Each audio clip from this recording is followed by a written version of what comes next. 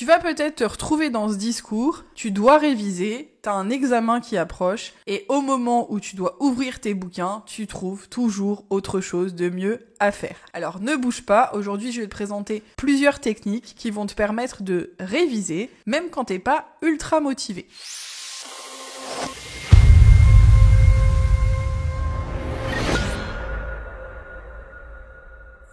Alors, la première chose, c'est du coup la technique du strict minimum efficace. Comment est-ce que je vais faire pour maximiser ma rentabilité en termes de révision? Alors finalement, là, il y a plusieurs choses à faire. La première chose, c'est du coup de travailler au maximum les matières qui sont à plus gros coefficient. Alors attention, je suis pas du tout en train de dire que c'est de base ce qu'il faut faire. En revanche, quand tu as des difficultés en termes de motivation, plus tu vas te sentir à l'aise sur les matières qui sont à gros coefficient, plus ça va te paraître simple derrière de bosser les autres matières. En revanche, là aussi, je mets une nuance. On est vraiment dans un objectif de faire le strict minimum pour avoir ton diplôme. Je parle pas de compétences professionnelles. Effectivement, le fait de pas tout bosser, ça veut sans doute dire que tu auras peut-être des carences en termes de gestion professionnelle par la suite. Mais ça, c'est pas grave, c'est un autre sujet. Donc le strict minimum, je disais, la première chose, donc, c'est travailler selon les coefficients. On s'investit davantage dans les plus gros coefficients et on s'investit peut-être un petit peu moins dans des coefficients qui sont plus bas. Autre réflexion,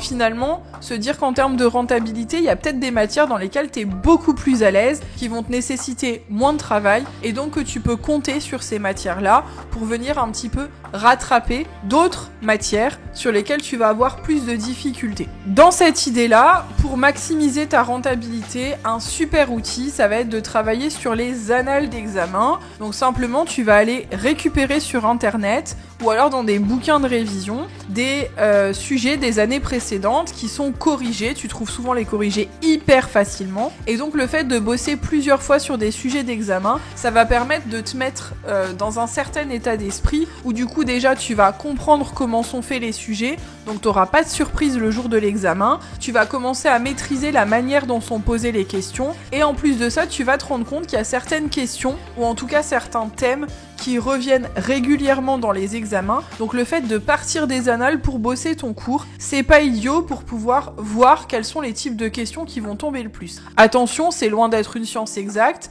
C'est possible qu'on ait certaines questions qui soient tombées 3 ans de suite et qui tombent pas l'année où tu passes l'examen. Par contre, voilà, si tu veux être rentable, ça peut être un bon moyen du coup de travailler les sujets d'examen. Ensuite, donc sur la partie révision de cours, au-delà simplement d'avoir une stratégie où là tu vas bosser les annales et les plus gros coef, et où finalement tu vas pas tout bosser. Si tu veux malgré tout bosser mais que tu veux être efficace, c'est-à-dire ne pas avoir l'aléa de te dire je vais peut-être tomber sur un truc que j'ai pas révisé, mais qu'en même temps t'as pas envie de passer des heures à bosser tes cours, il y a différentes astuces qui sont utiles pour pouvoir réviser. Alors j'en parle plus longuement dans une autre vidéo que tu vas pouvoir aller consulter, mais pour faire bref, l'idée c'est de pas passer 3 heures à relire ton cours, donc il faut que la relecture de ton cours soit hyper rapide. Pour ça, différentes méthodes. Faire des mini-fiches de révision vraiment très synthétiques. Aller piocher du coup des fiches qui sont peut-être déjà toutes faites sur Internet où t'as plus qu'à surligner. Il y a des cartes mentales aussi qui sont déjà toutes faites que tu peux retrouver sur les cours. Il y a même normalement, alors pas sur toutes les matières, mais tu trouves des fois des flashcards qui sont déjà faites que t'as plus qu'à découper et sur lesquelles tu vas pouvoir travailler pour bosser sans avoir besoin de passer du temps à la conception. Si jamais sur ta matière tu le trouves pas, un outil une façon de faire qui peut être intéressante, ça peut être du coup de mutualiser les outils. Donc vous vous mettez d'accord à plusieurs, des gens en qui t'as confiance, parce que l'idée c'est pas que tu fasses tout le travail pour tout le monde, mais du coup vous vous mettez d'accord à plusieurs et vous allez vous répartir le travail. Donc si vous avez décidé de faire à la fois des fiches de révision et des flashcards, vous pouvez en avoir 2 ou 3 qui font les petites fiches de révision pour tout le monde. Ça peut même être version numérique et après chacun se les imprime. De la même manière pour les flashcards, vous pouvez vous répartir le travail où chacun va faire ses chapitres et à la fin en fait tout le monde a le même contenu. Imagine du coup sur un contenu de cours où sur 2 ans t'as 25 chapitres, si t'es 25 dans la classe et que chacun y met du sien, potentiellement chacun se fait un seul chapitre et à la fin vous vous retrouvez à avoir des fiches et des contenus de révision qui tuent et qui sont hyper complets. Donc ça à penser, le collectif c'est vraiment pas mal. En parlant du collectif, le fait de travailler à plusieurs, au-delà simplement de faire des fiches de révision, c'est hyper efficace. À ce titre, je vais te proposer 3 façons de faire qui sont utiles, qui vont permettre de travailler à plusieurs. La première chose, je viens de t'en parler, c'est de mutualiser ces fiches de révision, ces supports de travail, pour du coup effacer cette partie-là de tri du cours pour le transformer en fiche de révision. La deuxième astuce qui est toute simple, finalement c'est juste de bosser à plusieurs. Parce que c'est vrai qu'on n'a pas tous le même seuil en termes de motivation, en termes de fatigue, en termes de gestion de l'effort, et le fait de bosser à plusieurs, ça permet de se donner un coup de boost quand tout d'un coup il y en a un qui flanche un petit peu, ou alors simplement c'est plus facile aussi de s'expliquer les choses. T'en as un qui parle, t'en as l'autre qui écoute et qui fait l'élève, qui pose éventuellement des questions sur ce qui est pas clair, ce qu'il a pas compris, et ça permet de mettre en place un jeu de rôle où tu te mets à la place du prof, et ça des fois c'est très bien pour pouvoir être performant lors d'un examen. Le dernier point, c'est de suivre les bons comptes sur TikTok, sur Instagram et sur YouTube, parce que finalement des fois 3 minutes de vidéo c'est plus facile pour comprendre un cours que 3 heures que t'as fait en classe. Donc n'hésite pas à t'abonner à plein de contenus en début d'année ou au moment de tes révisions. Éventuellement, s'il y en a après qui te parlent moins, n'hésite pas en fait derrière à faire le tri. Mais ça aussi c'est hyper utile comme outil de révision. Vous avez à disposition énormément de ressources. En fait, faire ce travail-là, en plus avec l'intelligence artificielle, tu peux même lui demander qu'il te fasse une sélection des comptes qui sont intéressants dans ta matière. Ça permet finalement d'avoir un assistant à domicile et des cours particuliers à moindre frais pour peu que tu prennes les 10 minutes qui sont utiles pour scroller un peu sur les réseaux et faire du tri sur les contenus. Ensuite, au niveau de l'organisation, finalement tu vas pouvoir mettre en place différentes techniques d'organisation dans ton travail et dans tes révisions qui vont te permettre, quand t'es pas ultra motivé, d'être plus efficace. J'en ai parlé déjà dans d'autres vidéos, mais je vais t'en repartager 3. La première, technique Pomodoro, redoutable en termes de révision, 25 minutes de travail, 5 minutes de pause. Je l'utilise parfois même en classe quand on est sur des contenus qui sont un petit peu compliqués. Ça permet du coup de bosser intensément pendant 25 minutes avec chrono à l'appui où t'as un peu ce truc-là de vouloir en faire le plus possible en 25 minutes et où t'as la récompense derrière de pouvoir faire autre chose pendant 5 minutes. Attention, tu fais pas ça sur des plages hyper longues. En général, au bout de 2 heures, tu t'octroies quand même une pause qui est plus importante, jusqu'à une demi-heure, et après tu recommences sur ton créneau quand t'as fait ta vraie pause. Je change complètement de sujet, mais sur ce fonctionnement-là, si tu t'es fixé des jours de révision où t'as prévu de bosser intensément sur 1 ou 2 jours, sur les moments où tu fais des pauses un petit peu plus importantes, n'hésite pas à t'hydrater, à manger un peu quelque chose, et du coup là va sur tout ce qui est aspect nutritionnel. Il y a aussi des super bons comptes qui sont faits pour ça et c'est pas du tout ma spécialité, mais manger une barre que tu récupères dans le commerce qui est bourrée de sucre avec un Red Bull ou avec n'importe quelle boisson énergisante, c'est pas forcément la bonne astuce si tu veux être concentré sur le long terme lors de tes révisions. Parenthèse fermée. Autre astuce d'organisation, bosser bien, ça veut pas forcément dire bosser beaucoup. Alors certains auront besoin de beaucoup relire, d'autres moins. Déjà ça dépend de chaque personne. Mais en plus de ça, ça peut être beaucoup plus confortable pour ton cerveau de te dire je vais pas bosser sur toute une journée ou sur 15 jours d'affilée, ce que moi j'ai fait pendant mes révisions lorsque j'étais en fac de droit, et spoiler alert, c'était vraiment pas la meilleure idée que j'ai eue. Mais en revanche, le fait de te fixer des plannings de révision où le temps est relativement court, mais où en revanche t'es régulier, c'est comme quand tu fais du sport. L'objectif c'est pas de faire 2 séances dans l'année hyper intenses et après d'être à plat pour le reste de l'année, c'est du coup de réussir à être régulier. Donc ça peut être beaucoup plus intéressant pour toi si t'as la flemme de te dire que tu vas te fixer 30 minutes ou 1 heure maximum, là aussi chronométré, de travail par jour, mais en revanche que tu vas le faire tous les jours. La dernière astuce, c'est du coup sur ces phases de 5 minutes, peut-être de te prévoir une petite récompense quand t'as fait ce que t'as prévu. Alors, par rapport à ça, le fait de te dire, bah justement, quand j'ai fini mes 25 minutes de travail, j'aurai le droit à mon encas. Quand j'ai fini de réviser tel chapitre, je vais me chercher un café. Quand j'ai fini tel truc, bah, je me commande à manger. Ce genre de petit challenge, du coup, va rendre le truc motivant parce qu'en fait, tu vas penser à la récompense. Attention, par contre, il faut vraiment là-dessus hacker ton cerveau. L'objectif, c'est pas de faire pour faire, c'est de bien faire. Donc en fait, tu ne t'octroies la récompense que quand tu considères que le taf a été fait correctement.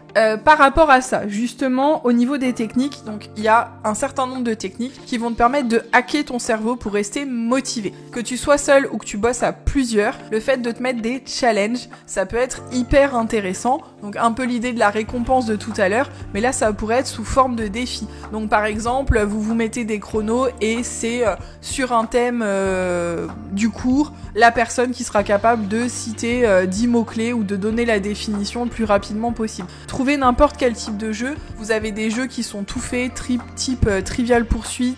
Vous pouvez faire les jeux avec le post-it, avec des mots qui sont liés au cours. Alors on est d'accord que c'est moins fun que quand vous le faites sur d'autres sujets, mais le fait de gamifier en fait vos révisions, déjà ça va vous faire des bons souvenirs quand vous le faites à plusieurs et ça c'est quand même pas négligeable. Il faut essayer de sortir de ce truc de bosser, ça veut forcément dire que c'est censé être un truc chiant. Rendez le truc attractif, essayez de trouver des moyens en fait pour que ça devienne moins pénible. Et aspect non négligeable, il a quand même été prouvé scientifiquement en termes de mémorisation, le fait de faire appel à vos émotions, donc notamment le rire, la peur, la colère, machin, c'est un outil redoutable de mémorisation. Donc le fait de rendre le truc drôle et donc du coup de le faire sous forme de jeu, en fait ça va vous permettre éventuellement de bosser de façon beaucoup plus efficace, donc à ne pas négliger. Un autre point, c'est pas forcément des jeux qui sont assis sur place, machin, ça peut être aussi le fait de réviser en faisant une session de sport, ça marche très très bien, n'hésitez pas à tester, vous penserez à moi. Ensuite, toujours pour hacker son cerveau, vous avez des vidéos sur le sujet, alors qui parlent pas du tout de révision, mais qui s'appliquent très bien. Vous en avez une notamment de Simon Sinek qui s'appelle Start with Why, et là en fait c'est commencer par le pourquoi. Donc on est d'accord, des fois vous vous êtes retrouvé dans votre section un petit peu par défaut, parce qu'on vous a expliqué que vous étiez pas assez bon pour aller ailleurs, bref c'est un discours que je veux pas entendre, mais passons, peu importe. Quoi qu'il en soit, vous vous retrouvez dans une section qui est pas toujours votre section de prédilection, c'est pas toujours le métier que vous avez envisagé de faire, des fois ça vous intéresse même pas plus que ça, vous êtes un petit peu là parce qu'il fait chaud, peu importe.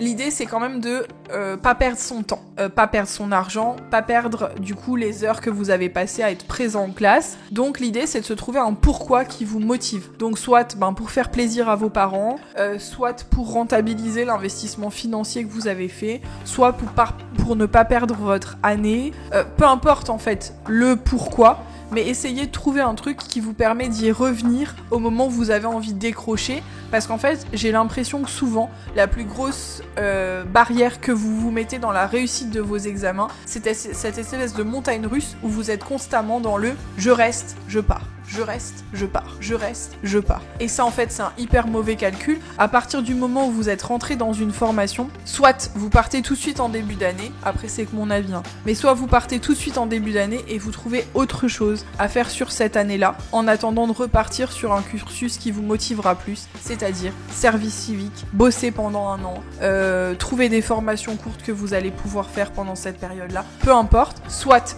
vous allez au bout de votre année et vous arrivez à trouver une formation qui vous fait une passerelle pour laquelle vous n'avez pas besoin de recommencer une première année et donc pour laquelle vous ne perdez pas une année. Il faut quand même rentabiliser l'investissement. Le temps que vous avez passé, le fait que vous êtes resté présent en classe, vous avez fait un effort, ça mérite récompense. Je trouve ça assez compliqué en fait de se retrouver face à des étudiants qui des fois font 3 premières années, qui sont validées par rien, qui sont pas motivantes pour vous, donc changez là pour le coup d'état d'esprit.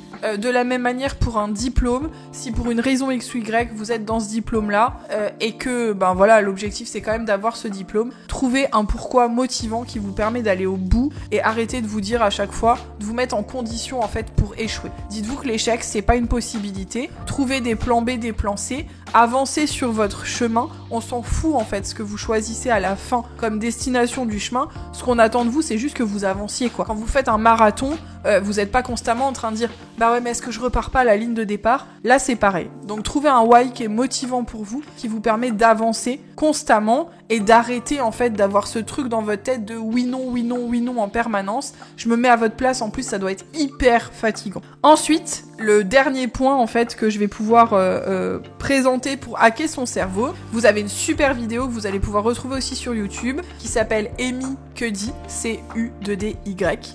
En fait, bon après ça a été décrié ou en tout cas ça a été remis en cause derrière pour plusieurs raisons, mais c'était une étude scientifique qui disait fake it till you make it. Donc en gros, fais semblant jusqu'à ce que tu le fasses. Donc là l'idée c'est de se dire, bah en fait pendant mon temps de révision, pendant 20 minutes, je vais faire semblant que j'adore la matière, je vais faire semblant que je crois en moi, je vais faire semblant que c'est facile, et donc le fait de se mettre dans cette posture-là fait que, ben parfois vous allez vous surprendre à trouver que finalement c'est pas si pénible que ça. Elle va très très loin là du coup dans cette vidéo-là, que vous pouvez aller regarder, puisqu'elle explique même que ils ont étudié l'impact en termes d'hormones sur la posture que vous avez, et que on est ultra performant après avoir fait la pose du super-héros. Donc faites la pose du super-héros que vous voulez, mais vous pouvez tester avant de réviser, peut-être que ça marchera. Ensuite, donc toujours dans mes techniques pour s'en sortir, quand vous n'êtes pas ultra motivé, la suivante, c'est différents points, en fait, qui vont vous permettre de faire acte de présence intelligemment. On sait, les journées de cours, notamment en France,